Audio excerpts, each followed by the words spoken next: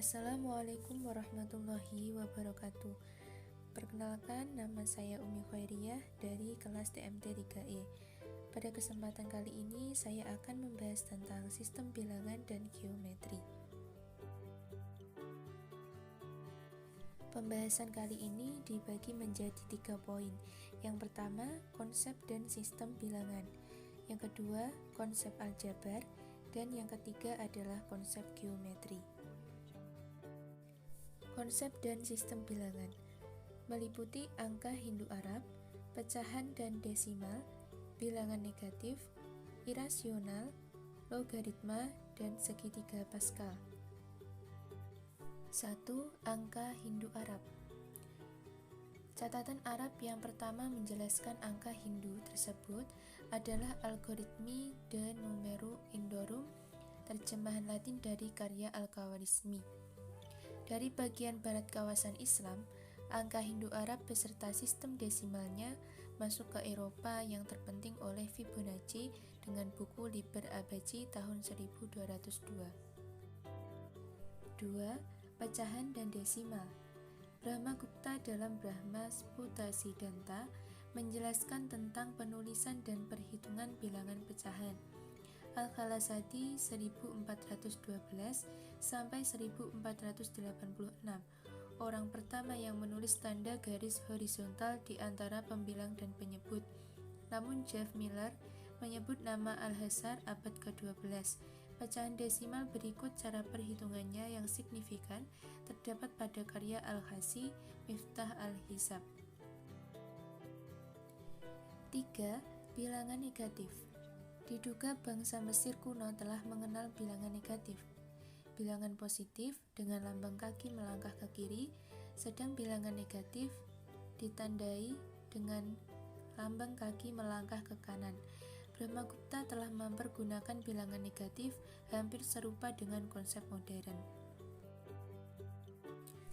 4. Bilangan irasional.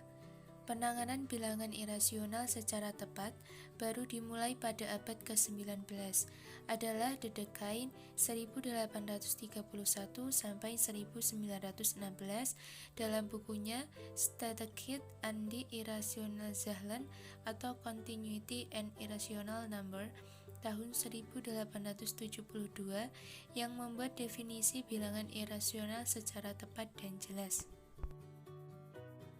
5. Logaritma. Gagasan yang mendasari penelitian logaritma yaitu prostapaeresis, perubahan proses pembagian dan perkalian kepada penambahan dan pengurangan. Orang pertama yang memulai gagasan ini adalah Ibnu Yunus As-Sadafi Al-Misri 950 sampai 1009 dengan menggunakan trigonometri. Henry Briggs 1561 sampai 1631 mendiskusikan logaritma Napier dan menyarankan metode yang dikenal sekarang. 6. Segitiga Pascal. Walaupun diberi nama segitiga Pascal, tetapi segitiga tersebut telah lama dikenal ratusan tahun sebelum Blaise Pascal 1623 sampai 1662.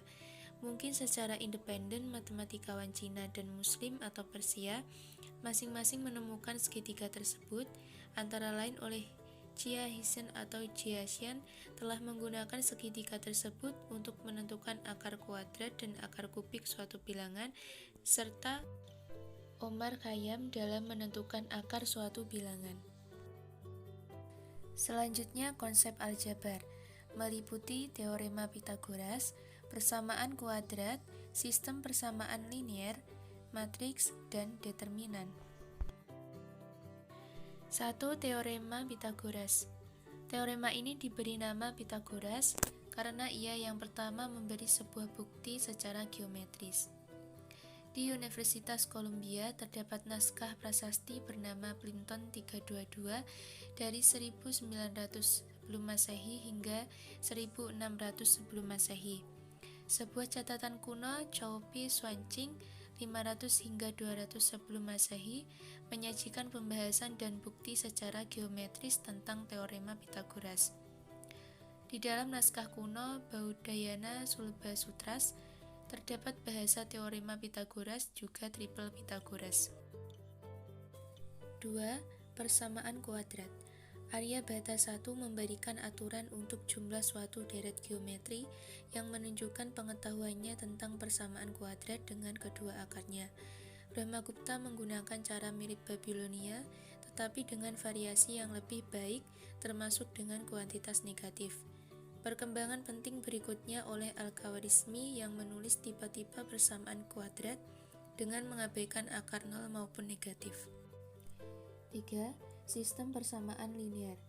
Pada sebuah batu bertulis bangsa Babilonia dari masa 300 sebelum Masehi, termuat sebuah soal yang berkaitan dengan sistem persamaan linear. Bangsa Cina sekitar tahun 200 sebelum Masehi hingga 100 sebelum Masehi telah lebih jauh melangkah dalam menangani sistem persamaan. Dalam teks kuno Jianzhang Xuanzu, berbagai soal sistem persamaan linear, termasuk metode untuk menyelesaikannya yang dasarnya merupakan metode matriks, yaitu metode Fangsheng yang kini disebut metode eliminasi Gauss. 4. Matriks dan determinan. Sakikoa mempublikasikan lebih dulu di Jepang tahun 1683 lewat buku Method of Solving the Dissimulate Problems yang memuat metode matriks. Leibniz dalam suratnya ke Al-Hospital tahun 1683 menjelaskan penyelesaian sebuah sistem persamaan dengan menggunakan istilah resultan untuk kombinasi hasil kali koefisien dari determinan. Cramer lewat buku Introduction to the Analysis of Algebraic Curve memberikan aturan umum untuk aturan Cramer pada matriks NN. Sehingga aturan itu disebut dengan aturan Cramer. Untuk selanjutnya adalah konsep geometri. Sejarah peradaban paling kuno yang tercatat dalam sejarah adalah peradaban Babilonia. Pengetahuan Babilonia mengenai geometri khususnya keliling, luas, dan volume cukup teliti. Dalam batu Susa yang ditemukan tahun 1936, terdapat perhitungan yang lebih teliti. Pada peradaban Mesir kuno, terdapat papirus lain berisi masalah matematika dan pemecahannya terkait dengan aritmetika dan geometri.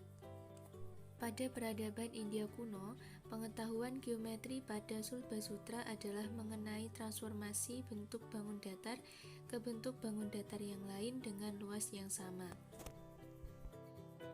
Sedangkan pada peradaban Cina kuno, dikenal naskah kuno Jiuzhang Xuanzu dan berisi persoalan aritmetika hingga geometri. Cukup sekian pembahasan materi pada kali ini, semoga bermanfaat. Wassalamualaikum warahmatullahi wabarakatuh.